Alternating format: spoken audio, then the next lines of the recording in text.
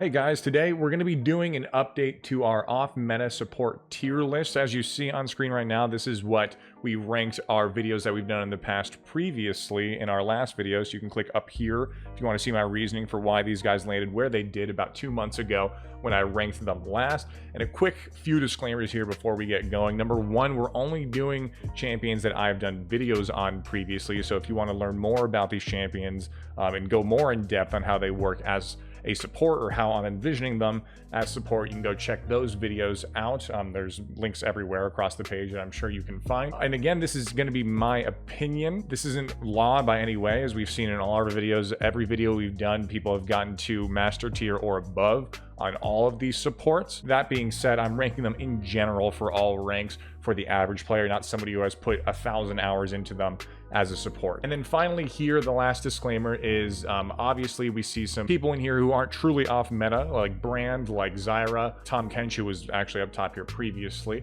And while no, they're not 100% off meta, they are lower pick rate, and we have done videos on them, so I like to include them in these tier lists. So you can think about this as off meta or just general support, but really it's a tier list based off of all the videos we've done in the past. And speaking of which, one video that we've redone was the Tahm Kench video. As you all know, he's gone through a rework since over 2 months ago now, where it's really pushed him more into the top lane instead of the support role. Which I don't know if it was fully intended, to be completely frank, but with that, in my opinion, he has become less of a prevalent support and more shines, of course, in that top lane role.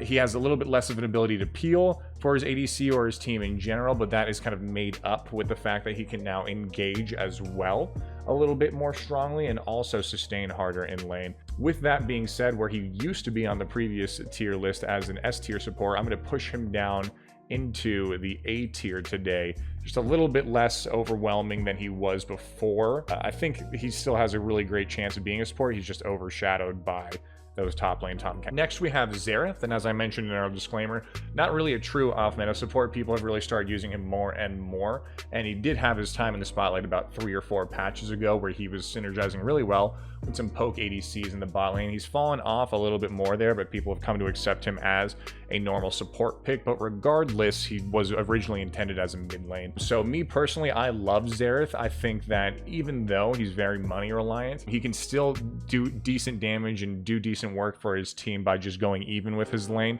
unlike some of these other very money dependent, lead dependent supports that we'll start talking about later that we've done videos on. With all that being said, I'm going to push Xerath into the B tier. I think he has some pretty annoying capabilities in lane, and even with that, as long as you don't fall behind, you should be able to have some effect for your team. Next up is Shen support. I loved doing the Shen support video. It was one I was looking for a long time, and I finally found a player that was playing Shen over, I believe it was 800 games in Korea, and the more I looked into it, the more sense it made. Shen fits the mold well in the fact that he can engage, the fact that he can peel with both his taunt and his W, and the fact that he has global presence with his ultimate, which is basically all the things you could ask for in League of Legends at this moment besides damage. And even then, he does have some surprising damage, as we talked about in the video. Where he lacks is the fact that his cooldowns are so long, and the fact that you really need to know your matchups and when you can go in. While he's not all the way up in the S tier or the A tier,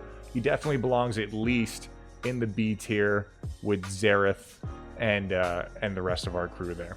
Next up, we have LIssandra support. Now, LIssandra was one that was requested a lot from many of our viewers, and it makes sense in your head, but at the same time it doesn't make sense because LIssandra is a little bit more short range. She needs to get close to people to really do damage, and beyond her doing damage, her CC and gap close and all of her other abilities are on a pretty sizable cooldown, making it so that you're basically poking in lane, and past that, if you're not landing poke, you're really doing nothing. Where she does shine is post level 6, where she gets her ultimate to where she can make plays around the map and potentially even make baits by ulting herself as well, and locking down one priority target.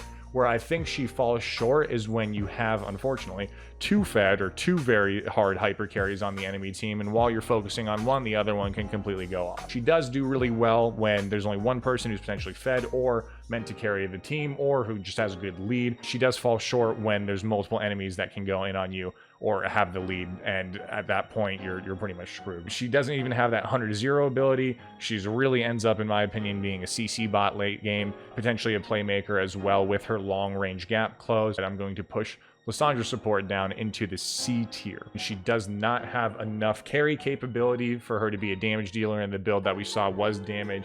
She's too squishy to really be that big of a distraction, and while her ultimate is on about a 60-second cooldown, it's really not enough most of the time to really push you ahead. Amumu. Amumu was another requested video even before he got his recent buffs, where he got 2 charges on his bandage toss, and I've always loved Amumu. He's a simple champion. He's really easy for people to pick up and play.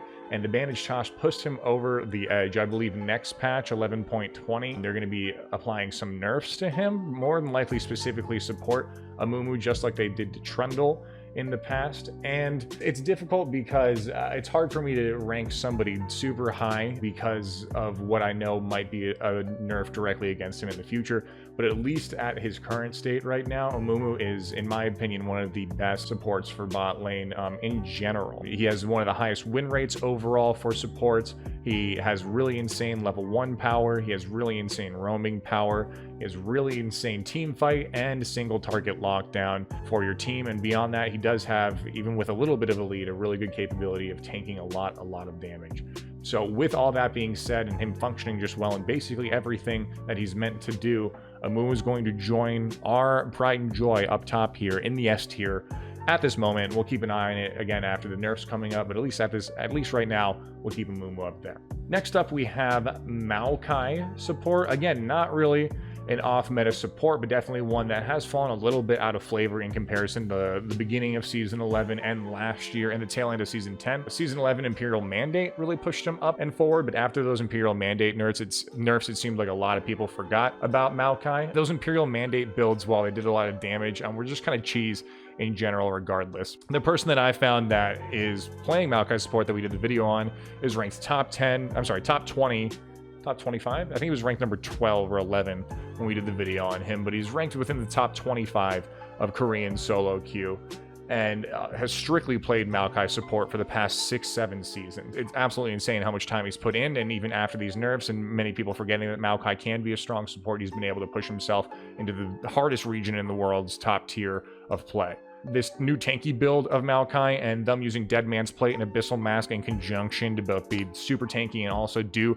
a pretty decent chunk of damage while allowing their team to do even more damage is just accented by the fact that you have a point-and-click snare, you have 3 different forms of CC within your kit, and because of that, you function as both a great engage and disengage champion for your team. I mean, it's pretty easy to see that Maokai is very, very strong as a support if you view him as off meta or not, and I'm going to pop him up here in the A tier. Does he go in S tier? Does he belong in S tier? It's hard to say no after that whole explanation. We're gonna say fuck it and pop him in S tier too. Maokai is very, very strong if you're able to use him correctly.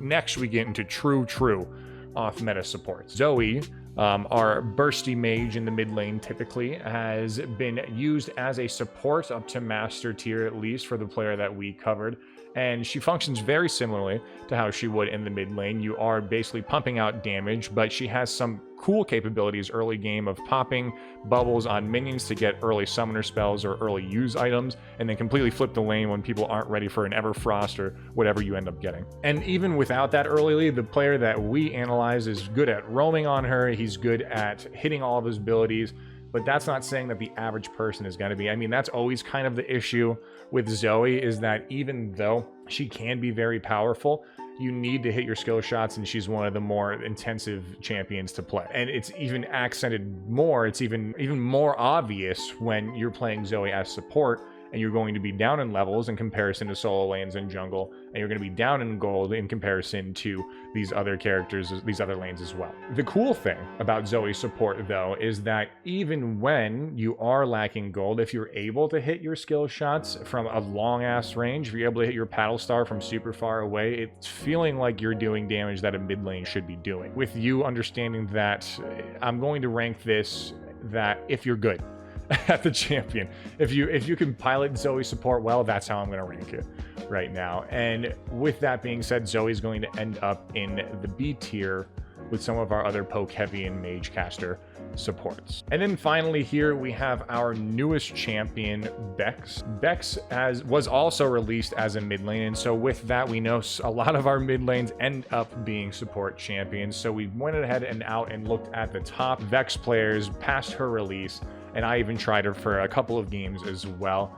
And I'm here to say that while Vex isn't, you know, completely terrible in the mid lane, she did get a hot fix pretty recently on making her, I think it was her passive damage, do less damage for her gloom stacks. She just does not feel great as support. It's workable, just like any mage support is workable, but the fact that you're not able to charge your passive as fast as Vex support because you're not going to be proccing gloom stacks on minions, the fact that you do not have control, 100% control over when you are using your passive fear or when it's up, and if you are saving up your passive fear for an engage or to catch somebody out, that basically means that you're only auto attacking until you want to use that fear if you want to time it perfectly. Beyond that, it's either, you know, you charging it within a fight, which when you're so squishy you can die quickly, or you just hoping and praying that it's up, or holding on to all of your abilities until finally something happens, which feels bad because then you're being stagnant. She does have some good roam capability once she hits level 6, but even then, if you whiff your ultimate, you basically do nothing, and then that is another 80 seconds before you can even potentially go in. And just like I was talking about with Xerath and even Zoe as well, if you don't get an early lead as her, you turn into a CC bot, and not even a good one, because you only have one source of AoE CC, like some of our other champions that were ranked high, like Amumu, or again Zac, or Maokai, or Xerath even. Right? All these champions have multiple ways of CCing that are not on a gated cooldown of up to 22 seconds. If you don't get a lead on Vex, if you are playing her really at all right now in the support role, I unfortunately think she is just not really up to par with many of the champions on this list here, and because of all those reasons, Vex is going to make her way down to the D tier, at least at this moment. It hurts to say, but as someone who was originally intended for mid lane and even has horrible scaling there, and it was really not even meant for the support role in any way, she's just going to have to find her way at the bottom of our list here. Now, looking at the list, is there anything, once I see all of them together, that I believe needs to be shifted around? The one question mark in my head is Trundle. Trundle was nerfed specifically as support recently, and it was a nerf to his overall cooldown for Pillar. I don't think that was enough to push him out of the B tier. He might have even been, honestly, in the A tier after how much pro play we saw him in previously. So we're going to leave Trundle exactly where he is. Other honorable mentions of who might be in like the B-C+ tier are going to be Ahri as well. Ahri has a pretty good capability of doing poke damage, of nuking down people, of catching people, but again, the fact that she has her one charm and it's gated by, you know, potentially being blocked by minions or enemies, etc., it's pretty hard to hit. She's just gonna have to stay there. And that's it, y'all. Tell me how you guys like this video. If you disagree, again, we'll be releasing more videos in the future. After about 8 or 10 more of those videos that come out that we cover off into supports, we'll update this tier list. So look out for that going forward, and I'll see you guys in the next video. Hope to hear from y'all. Peace.